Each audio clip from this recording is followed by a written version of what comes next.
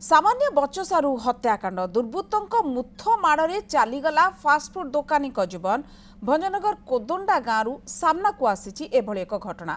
मृतक हेले हरेकृष्ण स्वाई बाउंस लुंडी दोकान करते हरेकृष्ण दोकान पाखे छिड़ा होता बेले दुईट दुर्बृत्त आसी पाटितुंड करते। दुर्बृत्त मैंने रवींद्र को मुथ और चापुड़ा मारू से अचेत हो पड़ते।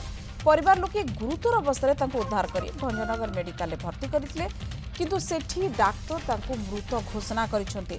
दुर्बृत्त माने फेरार हो जाइथिबा बेले एभली आक्रमण पछर कारण कौन ता जणा पड़िनी। पुलिस घटनार तदंत आरंभ करिछि।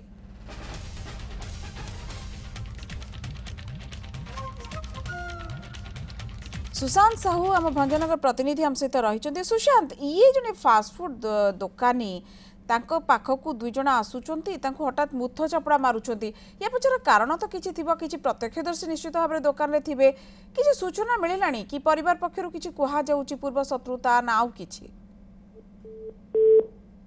भंजनगर निकट बड़कदंडा ग्रामरू आसिकी जे हरेकृष्ण स्वाई से बाउंसलुंडी ठारे फास्ट फूड दोकान चलाउथिले जार फल जेहेतु दोकान बंद करिया समय आसीथिला बंद करिया समय हठात दुई जण दुर्बृत्त मोटरसाइकेल जोगे आसी पहुंचीथिले एवं किछि जलिखिया मागिथिले आउ जानिबाउ चाहिथिले होटल मालिक केउठारे अछि। से होटल मालिक जे हरेकृष्ण स्वाई से निकट एक कलर दोकान रे ठिया हिथिले से तांकू आसीथिले से पचारि बुझीथिले कोन ना किछि जलिखिया खाइबा पई से मागिथिले मागिया भितरे जेहेतु दुकान बंद करिया समय मध्य रहितिला दुईक मध्य बचसा होइतिला उभयଙ୍କ ମଧ୍ୟରେ ବଚସାରୁ ମୁଥ ଆଉ ଚାପଡ଼ା ମଧ୍ୟ ମାରମୁରି ହେଇଥିଲା ଆଉ ତଳେ ଯେ ହରେକୃଷ୍ଣ ଯେତେବେଳେ ତଳେ ପଡ଼ି ଯାଇଥିଲେ ଦୁର୍ବୃତ୍ତ ମାନେ ତୁରନ୍ତ ମୋଟରସାଇକେଲ ଯୋଗେ ସେଠାରୁ ଫେରାର ହୋଇ ଯାଇଥିଲେ।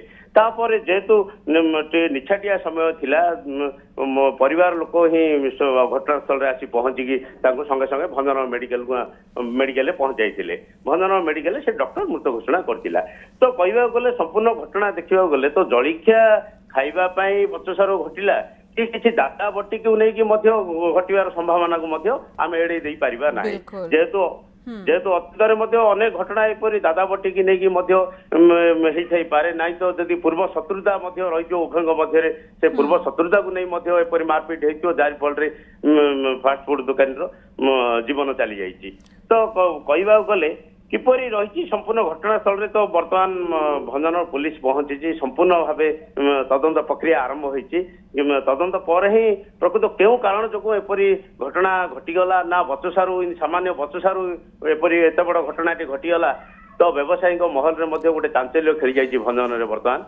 बिल्कुल किंतु सुशांत आख पाखे कहीं नथिले जेहेतु कहउछन दुकान बंद करबा समय थिला की भी तो थिबे प्रत्यक्षदर्शी प्रकृत रे कोन घटना थिला संपर्क रे किछि जणा पडुनी स्पष्ट देखु प्रत्यक्षदर्शी थिले किसी सीसीटीवी विजुअल कलेक्ट कर पुलिस सीसीटीवी रु निश्चित भाव प्रकृत तथ्य जना पड़ी जहाँ आईएसी कहते तो सठिक तदंत पर ही प्रकृत पूर्व सीसीटीवी रु हुए तो किछि बाकवितंडा हेछि एक कथा जना पड़िबो किंतु ये दादा बट्टी ना फास्टफूड दुकान बंद हैला समय रे ये खाइबा को मागिबारु हेछि बचसा ये संपर्क रे प्रकृत रे आउटी खोलता निहाती पुलिस को करिया पड़िबो। बहुत बहुत धन्यवाद। सुशांत थिले आम सहित ए संपर्क में अधिक सूचना दौले भंजनगर प्रतिनिधि प्रकृत में ये कौन घटी पुलिस तो आसिक तनाघना करुच्ची सीसीटीवी फुटेज चेक करुच्ची किंतु राति जिते दुकान बंद करने समय किसी दुर्बृत्त ये आसुंच खाइबा को मागुंट ये मना कर गंडगोल घटिकी ये हत्याकांड होने मुथ मारी बाड़े ना प्रकृत में दादा बटीर कौन ये घटना थिला ए संपर्क में स्पष्ट सूचना पुलिस पक्षरु एपर्यंत आसी नाही एनेकी अधिक सूचना आमको सुशांत साहू दौले।